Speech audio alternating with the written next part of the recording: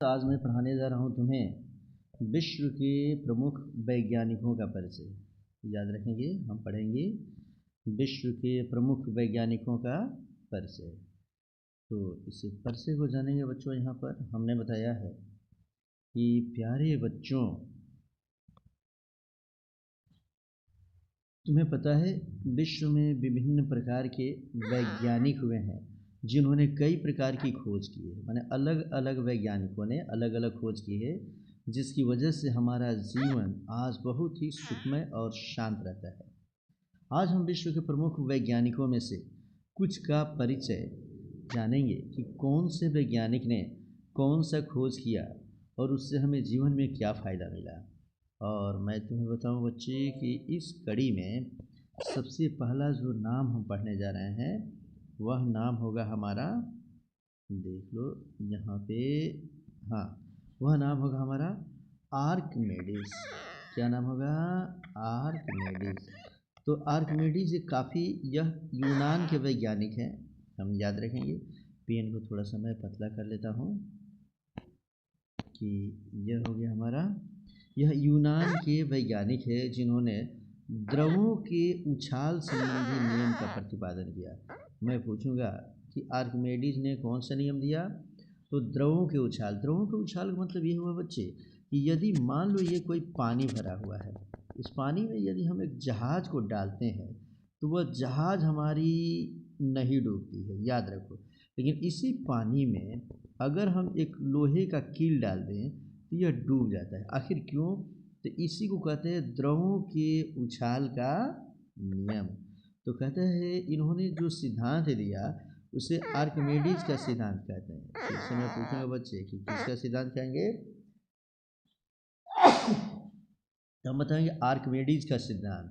आर्किमेडीज के सिद्धांत के अनुसार कहते हैं, क्या कहते हैं आर्किमेडीज का सिद्धांत, ये अभी मैं पूछूंगा तुम लोगों से तो बताओगे।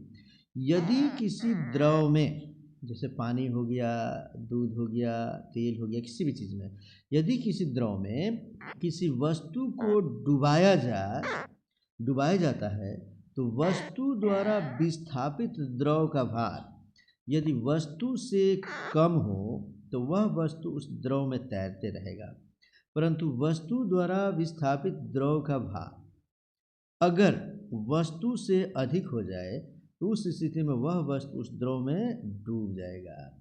तो इस तरीके से बच्चे, इसे ही हम आर्किमेडीज ने लीवर सिद्धांत के नाम से भी जाना है। क्या बोलेंगे हम लोग? इसको हम आर्किमेडीज का लीवर सिद्धांत कहें या आर्किमेडीज का सिद्धांत कहें। जैसे मानो कि ये पानी है बच्चे, देख लो ये पानी है। इस पानी में यदि हमने जहाज को डाला, जहाज रख दिया, तो जहाज के द्वारा वस्तु द्वारा विस्थापित द्रव का भार, इसके द्वारा जो पानी बाहर विस्थापित हो रहा है, माने पानी इसमें से जो हट रहा है इसके भार के वजह से, तो यदि विस्थापित द्रव का भार वस्तु से कम हो, माने ये इतना पानी विस्थापित करता है कि यह इसके भार से कम हो, माने कम हो, तो उस स्थिति में वह वस्तु उस द्रव में तैरते रहेगा। परंतु वस्तु द्वारा विस्थापित द्रव का भार यदि वस्तु से अधिक हो जाए, माने जितना वस्तु है उससे ज़्यादा उससे पानी विस्थापित हो जाए, तो इस स्थिति में वस्तु उस द्रव में डूब जाएगा। आर्किमेडीज के लीवर सिद्धांत को हम यही बोलेंगे और आर्किमेडीज का सिद्धांत यही कहलाता है बच्चे। अब हम नेक्स्ट नंबर में पढ़ेंगे कि कोपरनिकस, एक अगले वैज्ञानिक के बारे में आज हम पढ़ने जा रहे हैं बच्चे, जिसका नाम होगा कोपरनिकस। तो ये पूछता है कि कोपरनिकस के बारे में क्या जानते हो। इसके पहले हम आर्किमेडीज पढ़े थे बच्चे और अब हम पढ़ेंगे कोपरनिकस। तो कोपरनिकस के बारे में जानते हैं कि कोपरनिकस जो वैज्ञानिक थे उसके बारे में जान लो कि यह पोलैंड के वैज्ञानिक थे। पूछता है कोपरनिकस कहाँ के वैज्ञानिक थे? पोलैंड के। और यह नक्षत्र शास्त्री थे। नक्षत्र शास्त्र उससे बोलते हैं जो ग्रह, उपग्रह, वायुमंडल, ब्रह्मांड में स्थित वस्तुओं के बारे में जो बताता है, पढ़ता है, जो उसके ज्ञानी होते हैं उसे हम नक्षत्र शास्त्री बोलते हैं। तो नक्षत्र हो गया हमारा। कहता इन्होंने सौरमंडल का पता लगाया। याद रखोगे किसका पता लगाया? सौरमंडल का। प्रश्न पूछता है कि सौरमंडल का पता किसने लगाया, तो हम बोलेंगे कोपरनिकस निकस। किसे बोलेंगे बच्चों? हाँ, कॉपर निकस। याद रखेंगे। अब इसमें से कहता है कि इन्होंने कहा था कि पृथ्वी सौरमंडल के केंद्र में है। ये हालांकि गलत है बच्चों, लेकिन सबसे पहली बार पृथ्वी जो हमारी है यह सौरमंडल के केंद्र में है। सौरमंडल की चर्चा करने वाला, ग्रह में पृथ्वी की चर्चा करने वाला, सूर्य की चर्चा करने वाला, सौरमंडल की चर्चा करने वाला पहला जो व्यक्ति थे वो कॉपरनिकस ही थे।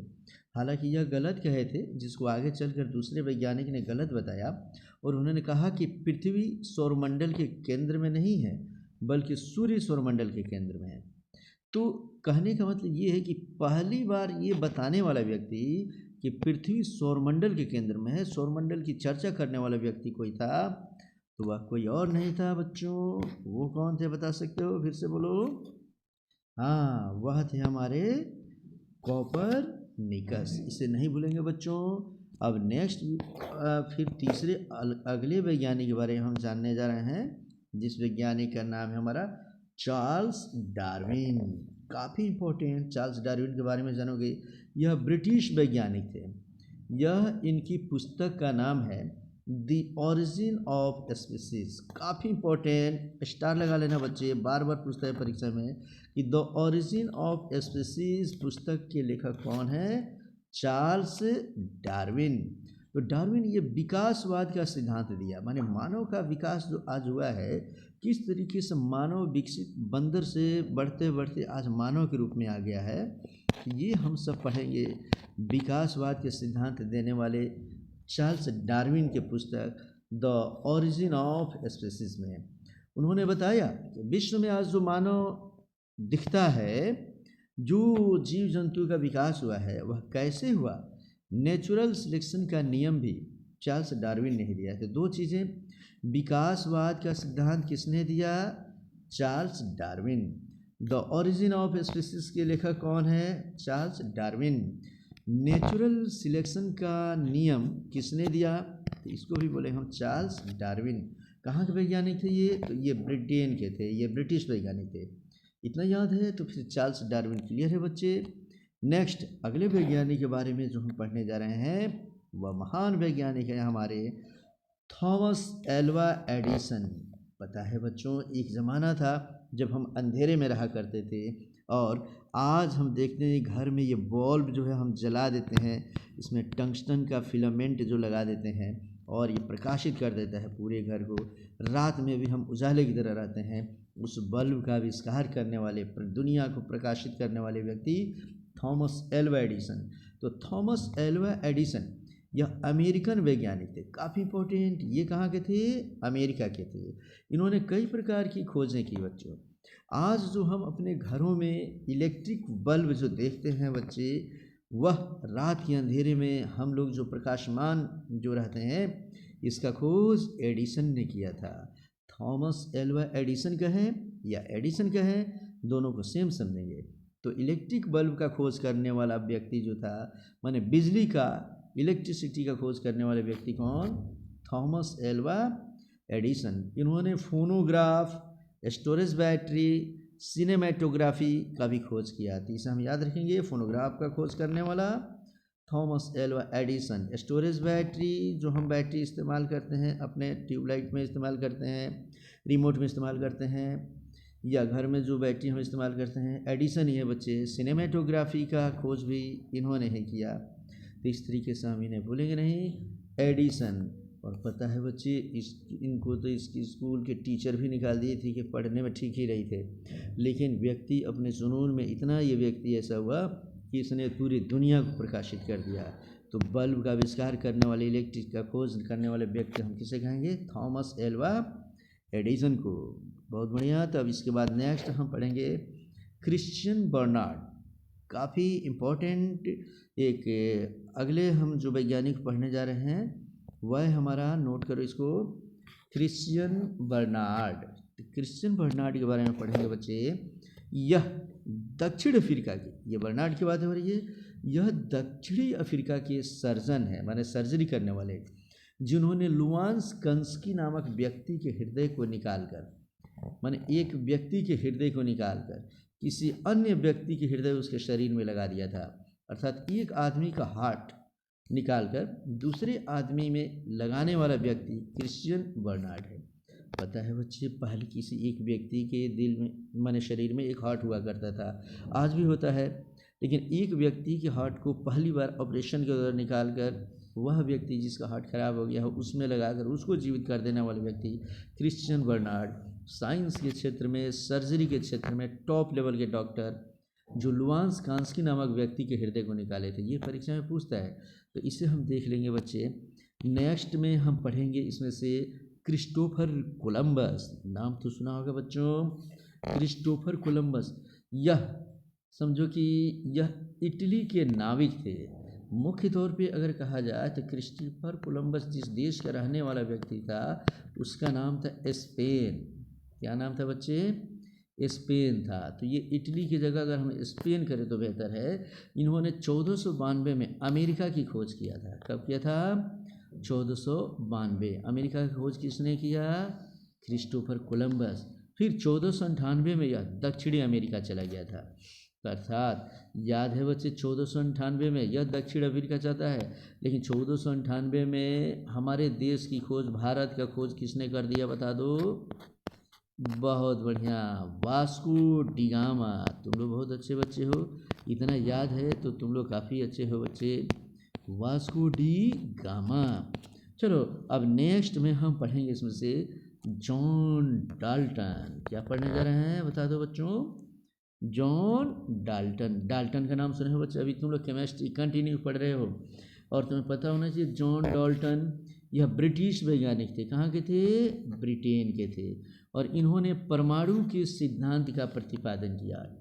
याद है बच्चे, पहले मैंने तुम्हें बताया कि डाल्टन ने ही बताया था कोई भी परमाणु जो है इसका अधिकांश भाग खोखला होता है, इसके बीच में न्यूट्रॉन और प्रोटॉन रहते हैं, इलेक्ट्रॉन इसके चारों ओर चक्कर लगाते रहते हैं। इसका जो न्यूक्लियस होता है वह पॉजिटिव होता है, धनावेशित होता है। इस प्रकार परमाणु का सिद्धांत देने वाला व्यक्ति जॉन डाल्टन जो ब्रिटेन के थे, इसे नोट कर लोगे बच्चे। और अंतिम आज के क्लास में हम पढ़ेंगे हम्फ्री डेवी। इसके बाद के वैज्ञानिक को नेक्स्ट क्लास में पढ़ने जा रहे हैं, तो हम्फ्री डेवी पढ़ेंगे बच्चे। यह ब्रिटिश वैज्ञानिक थे, ये भी ब्रिटेन के, देख सकते हो, ब्रिटेन, स्पेन, पोलैंड, ये कई सारे ऐसे यूरोपीय कंट्रीज हैं जहाँ वैज्ञानिकों ने जन्म लिया और अच्छा सा किया बच्चे। ये सेफ्टी लैम्प का आविष्कार इन्होंने किया था। इनकी सेफ्टी लैम्प के आविष्कार के कारण से पृथ्वी के अंदर खानों में सेफ्टी लैंप जलाकर लोग जा सकते थे और आग लगने के डर से बच सकते थे। आखिर सेफ्टी लैंप क्या होता है बच्चे? तुम्हें पता होना चाहिए बच्चे। कोई भी कंपनी जब चलती है तो वह उसके लिए ईंधन की ज़रूरत होती है, ऊर्जा की ज़रूरत होती है। और आज ने इलेक्ट्रिसिटी की खोज मान लो कि हो गई है, पहले जब ये नहीं हुआ करता था तो हम, या होने के बावजूद भी मैं पहले बता दूं कि जो खान हुआ करता था, जैसे कोयले की खदान है, तो कोयले की खदान के अंदर जाने के लिए वहाँ अंदर अंधेरा हो जाता। मानो ये ज़मीन को खोद दी और नीचे यहाँ कोयला है और ऊपर से ये मिट्टी है। मिट्टी के अंदर जब कोई व्यक्ति जाता था तो वहाँ अंधेरा अंधेरा दिखता था। अगर वह लैंप लेकर जाता या अगर मोमबत्ती लेकर जाता तो ये कोयले की वजह से इसमें गिर जाता या जल सकता था, आग लग जाती थी। पहली बार सेफ्टी लैंप का इन्होंने आविष्कार किया और उस सेफ्टी लैंप को लेकर, जैसे टॉर्च वगैरह किस तरीके से है उस प्रकार का सेफ्टी लैंप होता है, उसको लेकर लोग अंदर गए और आग लगने से बच गया। तो सेफ्टी लैंप का आविष्कार करने वाले व्यक्ति हम्फ्री डेवी। इसे भी पढ़ लेंगे बच्चे। और अंतिम एक और पढ़ लो, और वह है हमारा जिसका नाम अल्बर्ट आइंस्टीन। काफ़ी इम्पोर्टेंट।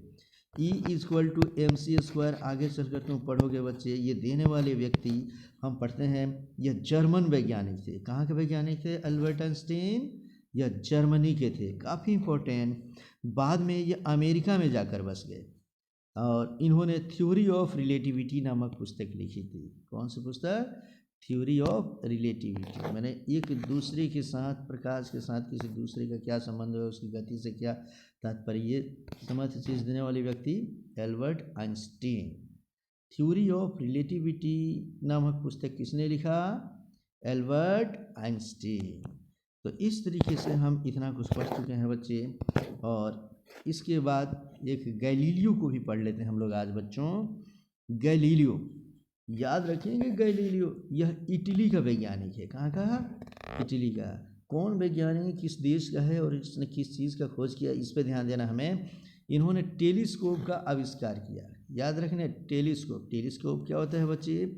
दूर स्थित किसी वस्तु को हम दूरबीन की सहायता से जो देख लेते हैं अपने पास में करके उसको या छोटे छोटे वस्तुओं को बड़ा करके जो हम देखते हैं उसे हम टेलीस्कोप कहते हैं वैसे। तो वो आविष्कार करने वाले व्यक्ति कौन? गैलीलियो।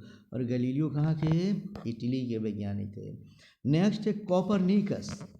अभी मैं इसको पहले भी पढ़ाया। कोपरनिकस जो पोलैंड के निवासी थे, इन्होंने ही सर्वप्रथम सौरमंडल के बारे में बताया था। और इन्होंने कहा था कि सौरमंडल के केंद्र में पृथ्वी है। हालांकि ये गलत है, सौरमंडल के केंद्र में सूर्य है। लेकिन पहली बार ये बात बताने वाला व्यक्ति कोपरनिकस, ये पहले भी हम पढ़ चुके हैं बच्चे।